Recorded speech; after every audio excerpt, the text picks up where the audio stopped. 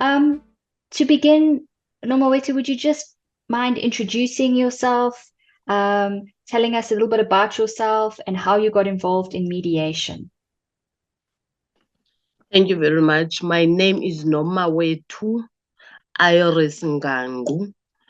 I am 47 years of age. I am living in Ekuphumleni in a small town called Kendon-on-Sea in Eastern Cape. I am working as community manager for a Gariga Foundation, which got the Gariga Game Reserve. I am working with three communities in my area, mostly with children. About the mediator, I am a Rotarian member under the club of Kenton Rotary Club.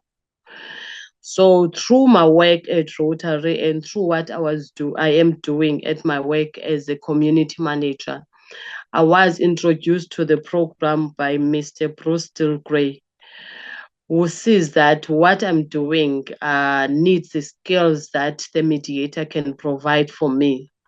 So I showed the interest and then I went through the training, which was last year.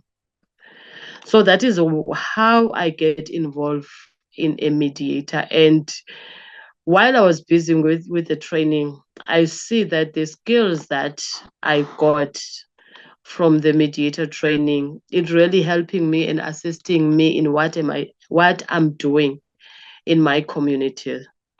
As I said that I am living in a small community, there are lots of challenges that are happening in my community. And I'm also a very active person. I'm a sport person. So working with children and mostly in sport, it just gives me the opportunity to know more about the children. And from the children, I manage and can go and visit their homes and families, and then I can know more what is happening in their lives. So the mediation training has skilled me in a way that I can be able to approach lots of people that I'm working with. Thanks for sharing that. Could you tell us a little bit more about your community and your mediation activities in the community? Thank you very much. I am living in a small community. It's called Ekuphumleni. Most dominating is Black people, Xhosa speakers. And I'm also working with another community that is also close to Ekuphumleni. It's called Marcel Community. And also it's a Xhosa speaking dominating. And I'm also working with a community. It's much smaller than those two communities. It's called Klipfontein. It's more of African speakers people. In my community where I am living, I was born in one of the farms that are close here at Ekuphumleni, and then my parents moved to Ekuphumleni, and then I will say all of my life I live in Ekuphumleni. So I know most of the people that are staying here. I know the challenges that we are having.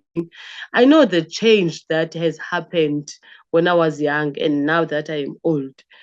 And the mediator is definitely needed in my community, especially now that the children are growing in a way that they just want to do things the way they think it's right for them. And also, there are lots of domestic violence that is happening within the community, drug abuse, alcohol abuse, lots of children that are drop out, not because they want to drop out the school, but because of what is happening in their families. And the mediation side is definitely going to assist and is definitely needed in my community. Because why am I saying that?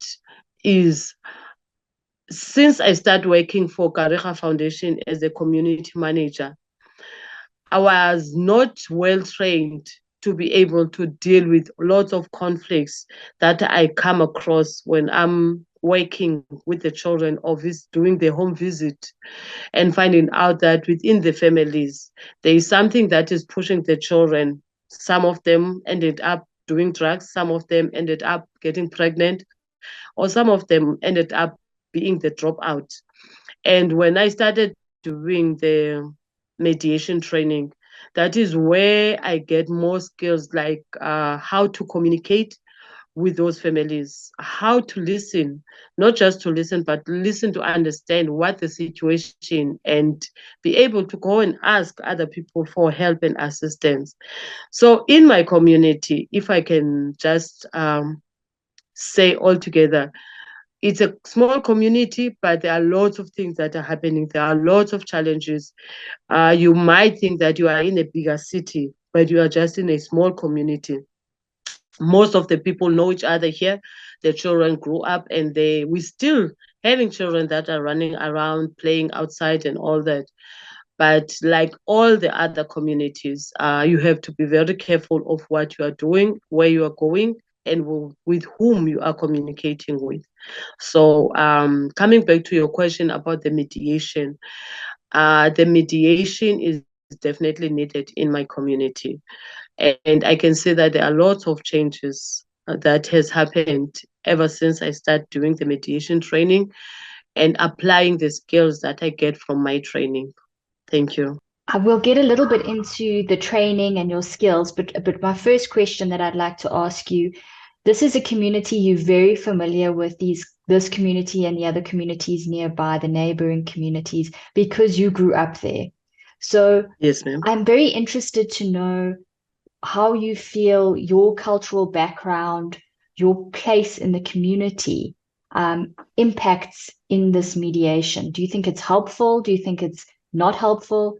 The fact that you are speaking the same language, you're from the same community, you grew up there. It definitely has the impact. Me deciding to join the mediation group, it has an impact of how I grew up, the culture that I grew up in, and the way the parents were treating and disciplining the children then. It's far different from how it is happening now. So I will say the culture that I grew up, as I said now, the community has grown up, and there are lots of other cultures that came and stay in the community. But through the culture and the way that we grew up, the way that I grew up in the Xhosa area, doing all those cultural ceremony and all that, because as the Xhosa people or the Abatembo people, we always learn from what the elder people are doing, and it is for them more of showing us than telling us what to do. So the culture that I grew up, it definitely has the impact in me deciding to do the mediation. Because if I sit down and think back when I grew up, there were people that were doing the mediation, but we didn't know that they were doing the mediation. And even themselves, I don't think that they were sure or they know that what they are doing was the mediation. Because in our culture, if something is happening within the community, that thing will be reported to someone that is like a king within the community, who will collect or bring all the people and sit down together and listen to all parties and finding out exactly what is happening. And then he will never come and judge or tell people what to do, but he will just listen and then let them talk and openly about how they are feeling about whatever situation is happening within the community. So I will say the culture that I grew up has an impact of me deciding to be part of the mediators. Thank you. So it sounds like even though it didn't have the name mediation, mediation was already happening in your community, and that is why you have such an interest in following that path and becoming a mediator. Thank you for explaining that. That's a very beautiful example. When it comes to the formal training that you had, did you say you had it with the MMBI? MBBI, Mediator Sorry, Beyond yes. Borders That's International. right. Yes, ma'am. Do you want to tell us a little bit about that and how that formal training connects with this culture that you speak of in terms of mediation? The training, it took a year, and it was an online training.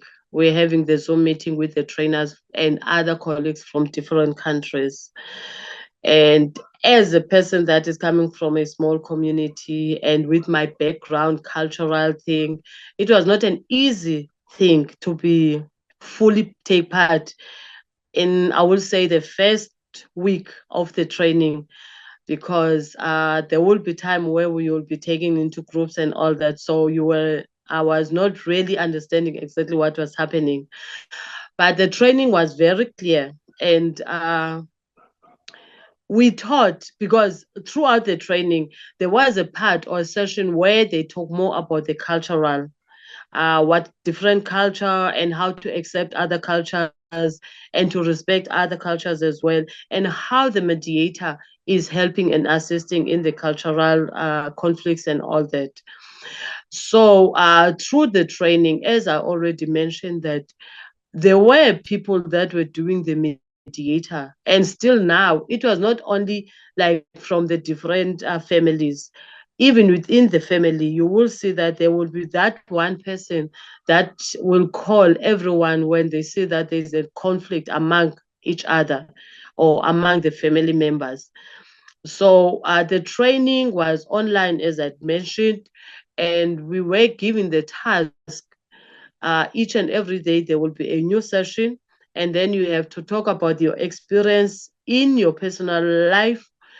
How can you assist yourself, or how can you use the mediator within your personal life?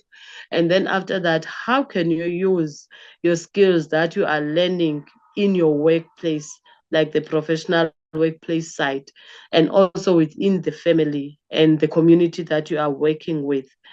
So the mediation training was so great because you met lots of people from different countries, and you met lots of people who have different cultures and the different way of understanding what exactly the mediator is. As I said that when I was in one of those meetings, when there will be someone that is doing the negotiation, I didn't think that they were doing the mediator. But once I started doing the training, that is when I realized that there has been a mediation, although the people that were doing that were not trained and equipped enough. But looking at how they were doing things is exactly how the mediators are doing it in their professional way. Thank you. That's so interesting. So what skills do you think that a mediator needs to have? It sounds like you were taught skills in the online training, but that there are also some natural skills that people have that make them a good mediator. What skills do you think a mediator needs to have? The skills that people can learn and grow from is the good communication. As a mediator, you must be able to communicate with people clearly so that they can understand exactly what you are doing. And as I already mentioned, that you need to be a very good listener. But the way you listen to those parties when you are doing the negotiation, you must listen to understand what they are saying, not to assume because of your understanding. Remember, as the mediator, before you take both parties and sit them down, you listen from different stories from each parties. So when you are doing the negotiation, when other people are talking, you must just listen to understand, not to assume what you think they are doing. And also, you must be very creative when you are a mediator. The way you ask questions, you must never ask the closed question, so that you can be able to get a good output out of the negotiation that you are doing. So during your process of negotiation, you must make sure that all the questions that you ask your parties are not the closed question, are the questions that they can explain exactly how they are feeling, or what they want to do, or what they want to say to other people. And also you must have a good negotiation skills. So as a trained or in the training side, those are the skills that you get trained from. But from the cultural side, we grew up knowing that you have to be humble. humbleness, it's not something that you are going to get skilled or trained to be humble. And also humanity. You must make sure that you have that humanity within yourself, because you never be a good mediator if you don't empathize with other people, if you don't um, take the feeling and the emotions of other people to yourselves and understand. And you must never be a judgmental person. You must make sure that you don't judge people. You just be there to advise and never make decisions for those parties. Those are such beautiful examples. Thank you so much. What then for you would you say is an indicator of success in a mediation? When has this mediation been successful in your eyes? When you're talking about the success, there are just lots of things that you as the mediator must make sure that you've done everything according to what you're supposed to be doing. So if you're talking about the success of the mediator or as a mediator in the negotiation, you must make sure that whatever you are doing during the process of negotiation is according to how both parties are expecting. And you must also measure the client's perception of safety of the environment. So as a mediator, you must make sure that where you are going to do the negotiation, both parties are feeling safe, both parties are feeling welcomed, both parties are feeling easy to talk about whatever and however they are feeling. So I would say if you're talking about the successful in the mediation side, you must make sure that your process, that is the most important, more than the output. The process of getting the output is what is very important. And also as a mediator, you must make sure that the timing of doing the mediation is right, and also the place where you are going to do that the negotiation is the proper place for both parties. And after that, then you as a mediator, you will be successful in what you are doing. Thank you. So it sounds to me like the process of mediation is very important to you rather than the outcome of mediation, which is makes a lot of sense to me. Yes, the reason why I'm saying the process throughout the negotiation, that is where you are giving both parties the freedom of speech, and you are also letting them being open up to each other and show their feelings, and the outcome will come from how the process was done. You might find out sometimes that whoever was arguing, or if there was a conflict, when you sit down throughout the process, one party that was arguing with another one might see that there was no use or there was no need for me to fight or to argue with this person, and that will be picked up during the process of the negotiation. Thank you very much. That makes a lot of sense. You mentioned two very interesting aspects of the process. You spoke about the timing and the place of the process of mediation. Could you tell us a little bit more about that? Thank you very much. When you're talking about the timing, firstly, you will be approached by whoever who needs you as a mediator. And once you are approached, you sit down and then you visit those parties separately. And then after that, you will see or you will hear from your conversation with both parties when will be the right time for both parties. And it must not come out of your schedule saying that now tomorrow I will be free. But what about the parties that you are doing the negotiation for? Are they going to be free on that day? Are they willing to take part on the negotiation? Because if you take them on the time that it's suitable for you, then you won't come out with a outcome. And even during the process, there will be a party that is not going to do the negotiation, or it's not going to take part because the timing is wrong. So you must make sure while you are busy interviewing those parties separately, then that is where you will find out exactly the right time for the parties to come and do the negotiation. Same as the place where you are going to have the negotiation. You must be very careful to select a place. You can even ask both parties which place will be suitable for them. And you will find out they will give you different places, because one won't want to go to the community, or one won't want to go to that person's house. Then that is where you will have to try and find a place where is neutral for both parties, where you will know that once they get into that place, both parties will be free. They won't have a fear of being open up and talk about how they feel and how they want the negotiation to be.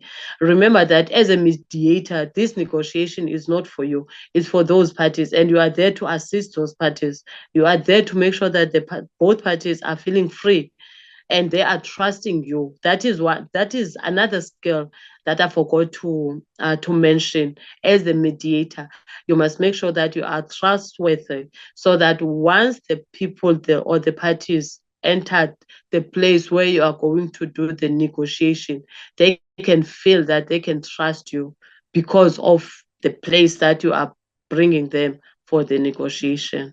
So that is why I'm saying those two are one of the most important thing as a mediator that you must think of: the timing and also the place where you are going to do the negotiation. Thank And you. then you also mentioned a really interesting point, how important it is to be trustworthy, to build trust with your clients in a mediation. Is there any other things? I'm thinking perhaps like patience and perseverance are also good selection criteria for a mediator, to be able to lead the process. Yes, definitely. If you talk about the qualities, I will say those are falling under the qualities of the mediator. As the mediator, the qualities that you must have: you must be trustworthy. Make sure that the parties feel safe with you. And also, you must be ethical and humble, patient, logical, and empathetic, because you don't know how those people are feeling, and you cannot assume that these people are feeling like this. And so you must have an empathy while you are doing the negotiation, because that is one of the qualities that the mediators need to have. You can be trustworthy, people can trust you, but it will also depend on how you talk to those people, because through what you are saying to those people, then that is where they will be able to trust you. Thank you. That makes a lot of sense. You also spoke a lot about your passion for children and for sports and how that helps you in mediation. Could you explain that a little bit more? I imagine that's quite useful in family mediation. Yes, definitely I can. I've got only one daughter. She is 16 years old. And I think because of having one daughter and she loved other children, and that helped me or made me have love with children. And as a sport person, I find out when I started working for Gariga Foundation, when I was approached, and this lady said to me, "What can we do as the foundation for the community? What is needed in the community? And if I can list of what are the needs in my community, everyone will run away." So I just said to them, if we can make sure that the children are active, if we can make sure that the children after school, there's something that they are doing. So that is how we involve sport. That is how I get involved sport with the children that I'm working with in Ekopumleni. Why am I saying that the skills that I got from the mediation training helped me with what I'm doing with the children? Now I am able, as I said, as a mediator, you must be a very good communicator. Now I am able to communicate with those children. Now I know that those children are trusting me. And also as a mediator, as I mentioned before, that when we get trained during our training, our facilitators were always said, look within yourself, mediate yourself, make sure that you are able to mediate yourself. I remember the other day we were asked if we can listen to ourselves when we were talking about good listeners. And one facilitator asked, do you ever listen to yourself? So the skills that I got from the mediation training, they help me and assist me to be a better leader for those children, because now I can be able to communicate with them. I can be able to listen to understand, not just to assume before, because before I will just listen and then assume maybe this child, this is what they are doing. And also when I'm communicating with them, I will just tell them what to do. But to communicate with people, it's not about you telling them what to do. It's about them also assisting and helping you. The communication is coming from both sides. So working with children, it also helped me as a mediator to be humble, because when you work with the children, even if you don't have everything, but if you are humble with them and you are also teaching the skills that you learn from the mediator, like being patient, because those children are coming from different background with very difficulties, where sometimes they will just decide to do things in a rush, not being patient, not being able to wait for when it's the right thing, time for them to do things. So when you apply that patience with them and you sit down with those children and told them or tell them about your life, what happened in your life, how did you reach where you are now, that is also helping those children to understand that nothing is coming easy. People can have everything, but if you sit down and listen to those people, you will see that they were also, some of them will go to sleep without food. That is what is happening in our children. So the mediating skills that I've got, they definitely help and assist me. And through those children, I managed to go and do the home visit and be able to assist those parents so that they can be able to understand their children. And so they can also understand what their children are doing, how to communicate with their children. So the mediation training has really helped and assist me uh, on my work site in so many ways. So I am so skillful now with the skills that I got from the mediation training. Thank you. That's so amazing and such wonderful work that you are doing. Um, I'm wondering how you feel your role as a woman is impacting your experiences of mediation. I know that at track one and track two, when we're talking about international or national levels of mediation, you often find men in those roles. But it seems like there's a lot of women in the track three at the community level that are working as mediators. How do you feel that your role as a woman impacts your mediation? Thank you very much for the question. As you already mentioned, that men are dominating when it comes to mediation. But if you sit down and listen to the women doing the negotiation through mediation,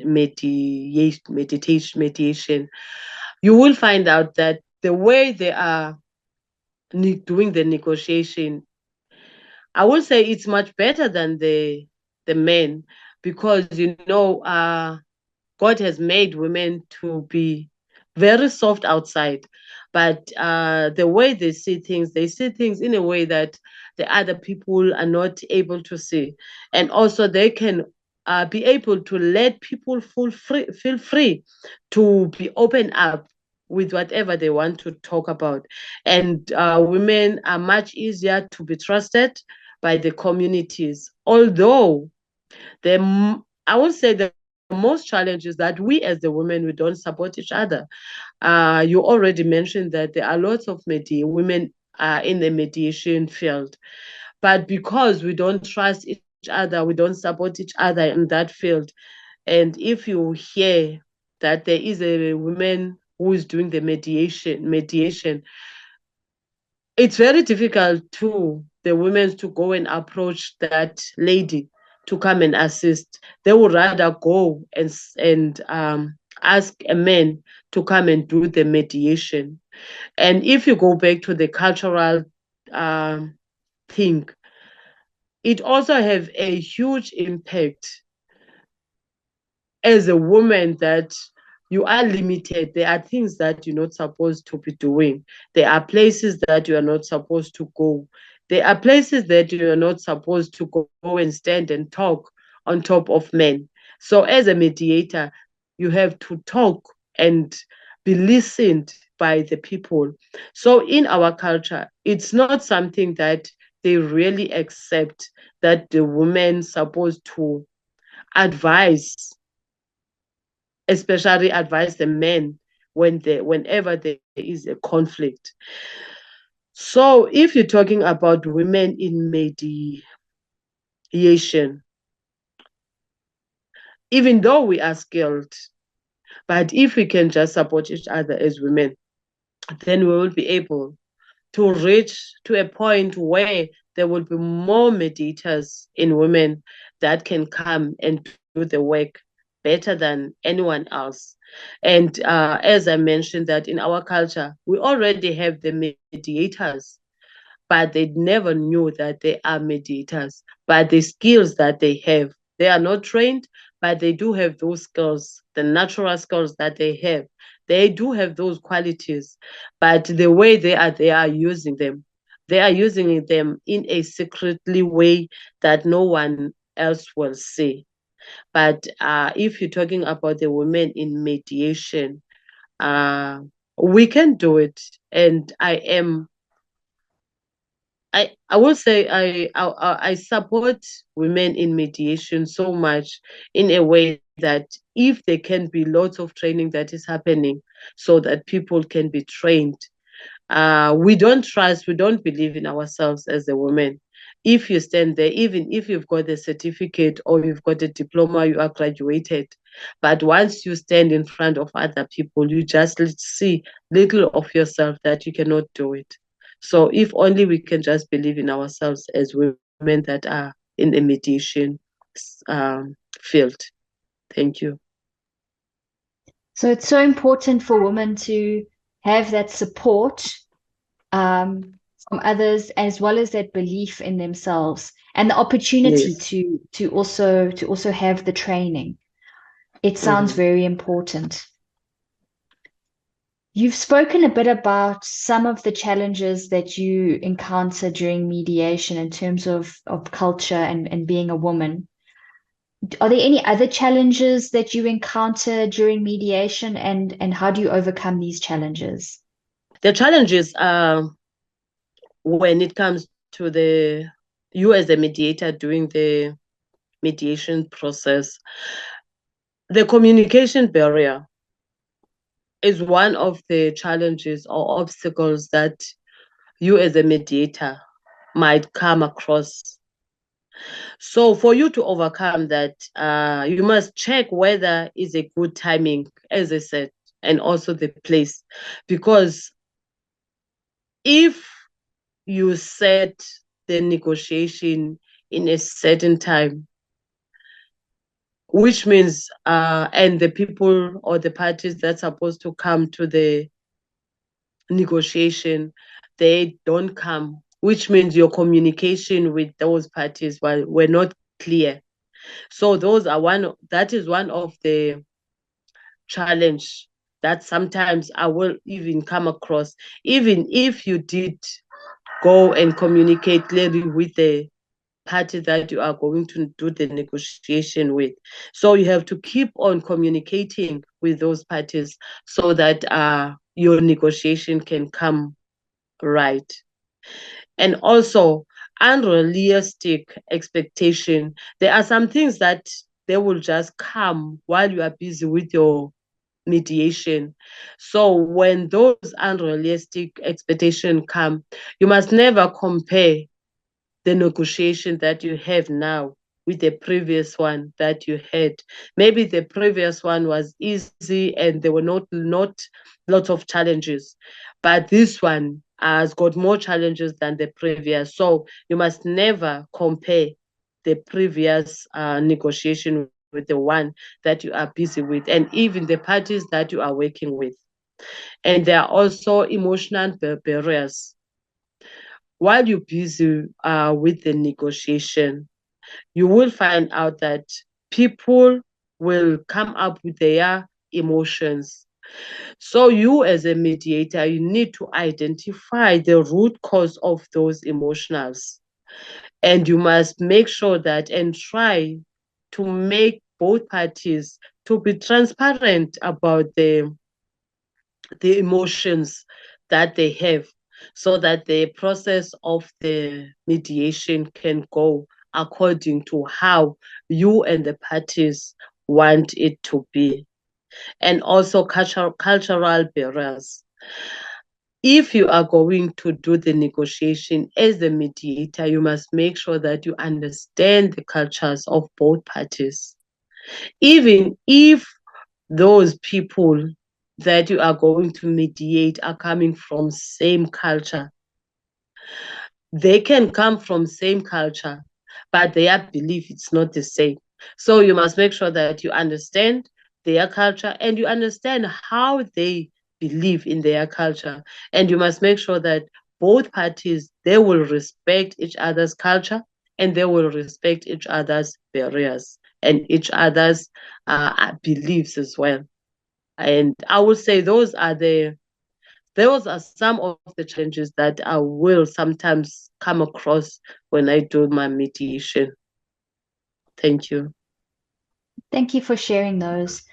Um, I'm wondering if it's possible then for you to give us an example, uh, share a story of a particular mediation that you went through that you learned the most from, and that you used that what you've learned in future mediation. I know that you said now that you don't compare, you try not to compare because each mediation is so unique.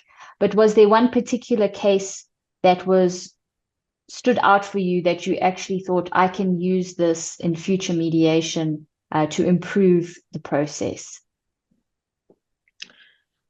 Thank you very much. As I've already mentioned that I'm working as a community manager. So I'm working with children. I'm also being involved with the parents.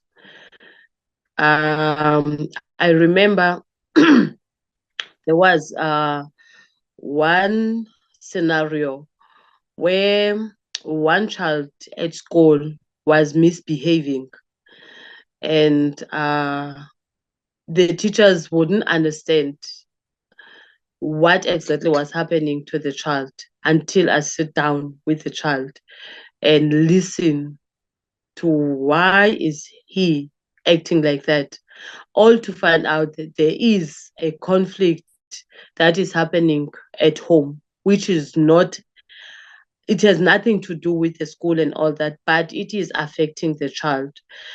Then I sat down with the child. As I said, as a mediator, you need to be invited to do the negotiation. You can sometimes volunteer if you see that there is a need, but most of the time you need to be invited. So this boy just asked if I can go and do the home visit to his family. And when I arrived, it's not an easy way to make the family understand, to make the family trust you, especially when they have lots of conflict that is happening within or among themselves.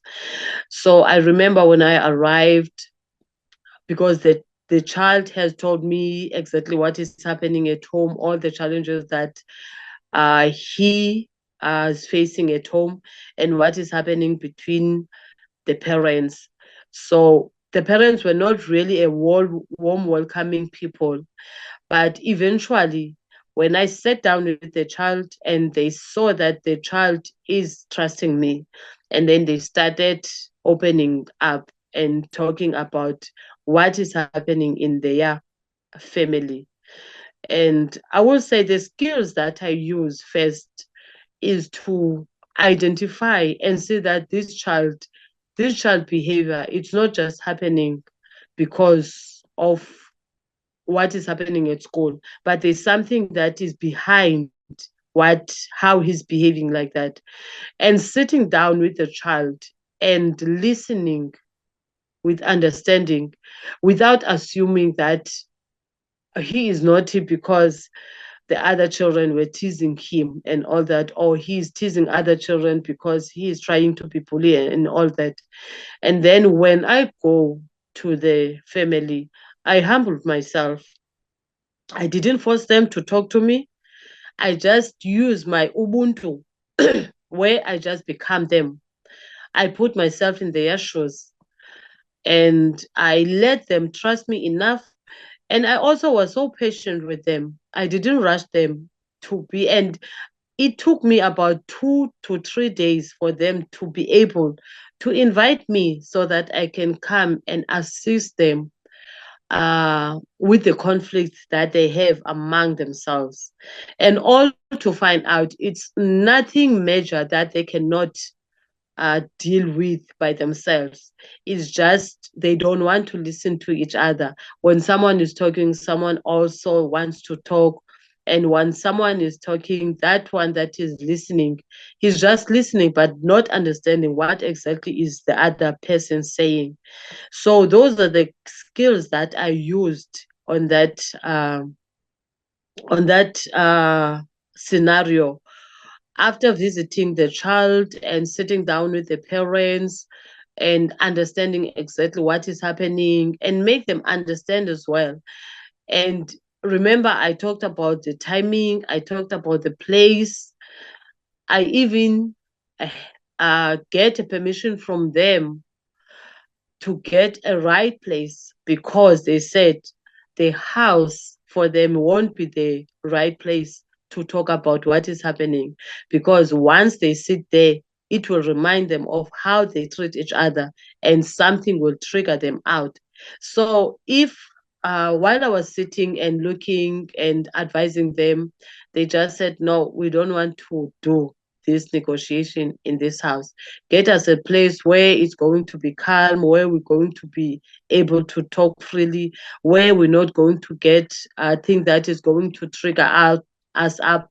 Because if you see on their walls, there are some things that are written, there are broken plates and all that. So each and everyone, when they look at those areas, something that just trigger them, and then it will take them back to the conflicts.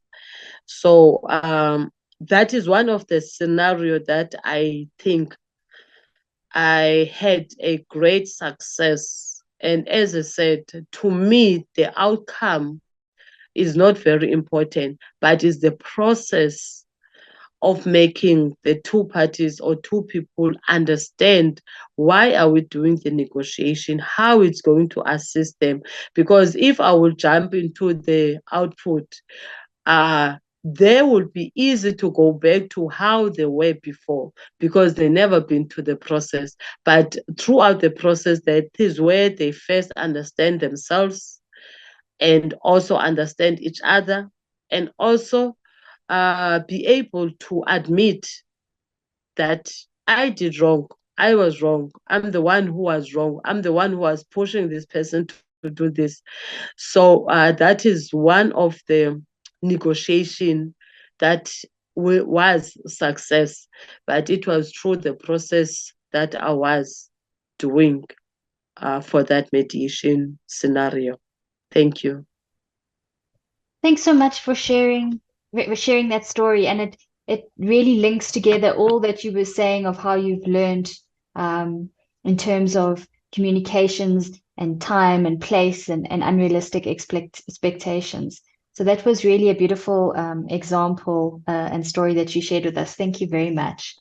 I don't have Thank any you. specific questions left, But I'd like to offer this opportunity for you if there's anything last that you'd like to share, any last words that you would like to share with us. What I will share is,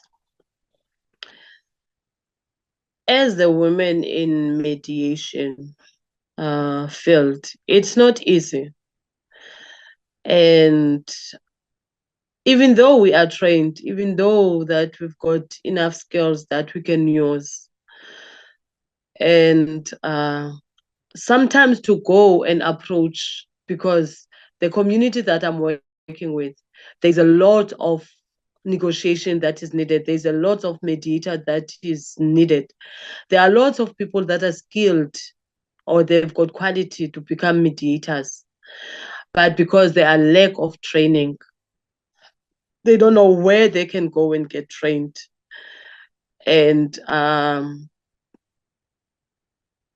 the children themselves, because mediation, it's not about you going and do the negotiation for other people. If you cannot mediate yourself, go through all that, trust yourself, communicate with yourself, be patient to yourself, be humble, and love yourself, take care of yourself, you never be a good mediator. Because how can you go and love or support other person if you cannot support yourself? So as a mediator, I will say you have to look within yourself. And after looking within yourself and be able to look within yourself and tell yourself when you are doing wrong, and know that we are human beings, we all make mistakes. And through our mistakes, we just need to learn from the mistakes that we are doing so that we don't do the mistakes again. So from the small community that I'm coming from, as I mentioned to you, in the area, in my Black community, I'm the only person that I know of that is trained as a mediator. So if we can have more people that are trained, or even at schools, I think this is one of the skills that needs, or the field needs to be taken to school. Because even the children at school, they are prefects, there are people that are selected in the class, like the class reps. Those class reps, they need to be equipped, they need to get skills, they need to be able to know how to assess, how to communicate with other learners, how to approach when they see that there is a bullying that is happening. But if those learners, you just select a learner because she's good in maths and all that, but that learner is not skillful enough to be that mediator, I think that is one of the skills that needs to be taken to school, hoping that the Department of Education can think about that, even if it's not a subject, but to have that 15 minutes period of training the children to be able to do the mediation, and even the educators themselves, because they are the ones that are dealing with those children that's got a conflict, and the people themselves, they've got conflict among themselves. So mediation, it's not just about, as I said, going and do the negotiation for other people. We have our own conflict. So if you are trained and have all those skills, then you are able to look within yourself and try and solve and resolve the conflict that you have. Then you can become the best mediator ever. Thank you very much. Thank you so much for those wise words.